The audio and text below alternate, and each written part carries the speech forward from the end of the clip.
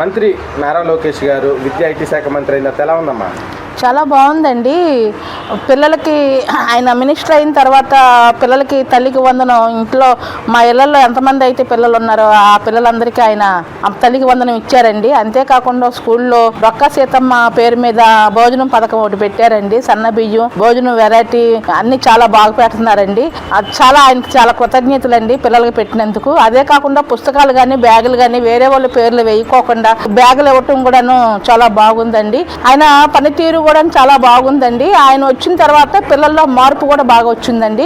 అంతేకాకుండా అసెంబ్లీలో పెట్టి పిల్లల్ని అసెంబ్లీలో కూర్చోబెట్టి వాళ్ళ ఆలోచనలు వాళ్ళ మైండ్ సెట్ అంతా తెలుసుకోవడం కూడా మాకు ఆనందంగా ఉంది. అదే కాకుండానండి ముందు మెయిన్ పిల్లలకి పేరెంట్స్ మీటింగ్ పెట్టి పిల్లలు చదువు ఎలాగుందో అవగాహన ఎట్లా ఉన్నదని తల్లిదండ్రులను పిలిచి అడగడం ఉన్నది చాలా గొప్పతనం అండి. లోకేష్ బాబు గారికి మా తరఫున కొంచెం కృతజ్ఞత తెలుపుతున్నాము. కంపెనీలు తీసుకొచ్చి ఉద్యోగాల కోసం ఇప్పించి వాళ్ళ తల్లిదండ్రులకి ఆనందకరంగా చేయటం అన్నది మాకు చాలా ఆనందంగా ఉందండి. ఇంకా మంత్రి నారా లోకేష్ గారికి పుట్టినరోజు శుభాకాంక్షలు తెలుపుతున్నాం. మా కుటుంబం తరపున మా తరపున రాష్ట్ర ప్రజల తరపున పుట్టినరోజు శుభాకాంక్షలు తెలుపుతున్నాం.